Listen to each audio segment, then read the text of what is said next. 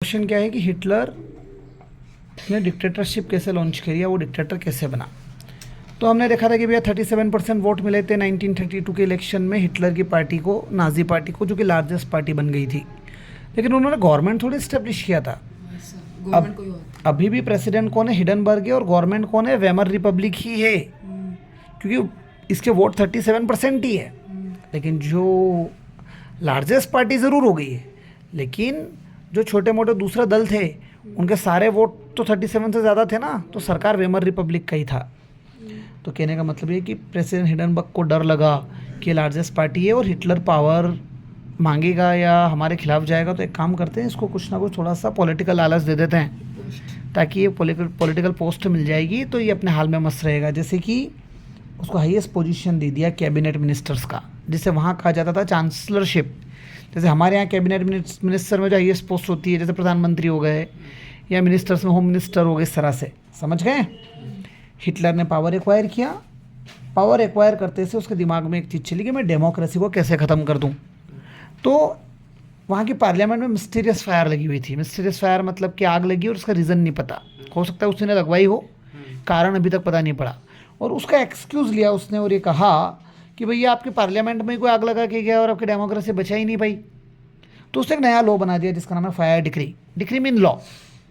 Fire decree के आने के बाद उस लॉ में ये था कि लोगों की freedom of speech, freedom of press and assembly छीन लिया। मतलब उसने कहा कि यार आग कौन लगा के चला गया अभी पार्लियामेंट में, और आग तो कोई भी लगा के जा सकता है, तो लोग फ्रीली असेंबल कहीं पर भी नहीं हो पाएंगे, प्रेस में कुछ भी नहीं छाप पाएंगे हिटलर की बिना परमिशन, और लोगों को बोलने की आज़ादी भी नहीं है। बात समझ में आ रहा है कि नहीं आ रही है? इसके अलावा सबसे पहले उसने अटैक किस पे किया? कम्युनिस्ट जो थे, जो उसके बिल्कुल बिटर एनिमी थे, जिसका वो दुश्मन था, उनको कहाँ पैक कर दिया उसने? कंसंट्रेटेड कैंप में। कंसंट्रेटेड कैंप में गैस चैम्बर्स वगैरह होते थे, वहाँ वो पॉइजनिंग गैसेस से मारा और उसके आसपास तार बांध रखे हैं जो इलेक्ट्रीफाइड बैब्ड वायर हैं, ताकि लोग वहाँ से कूद कर बाहर ना आ पाए। 3 मार्च 1933 को एक नया लॉ पास किया उसने जिसका नाम है इनेबलिंग एक्ट, और अपने आप को उसने डिक्टेटर घोषित कर दिया, जिससे हिटलर, इस लॉ ने हिटलर को सारी पावर दे दी। अब वो पार्लियामेंट को साइडलाइन कर सकता है, पार्लियामेंट को बाईपास कर सकता है और खुद ही रूल बनाएगा। So now he will rule by decree, मतलब खुद के रूल से वो अब रूल करेगा।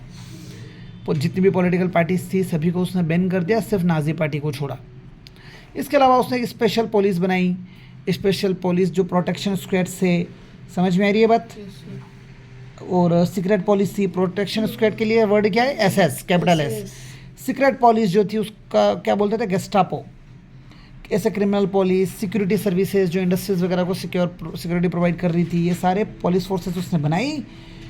किसी भी व्यक्ति पर शक होता था उसको गेस्टापो के टॉर्चर चैम्बर्स में डिटेन कर लिया जाता था।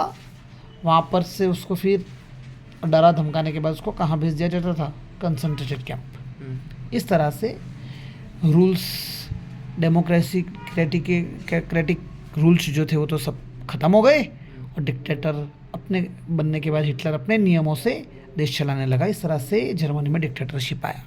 समझे आप मेरी बात?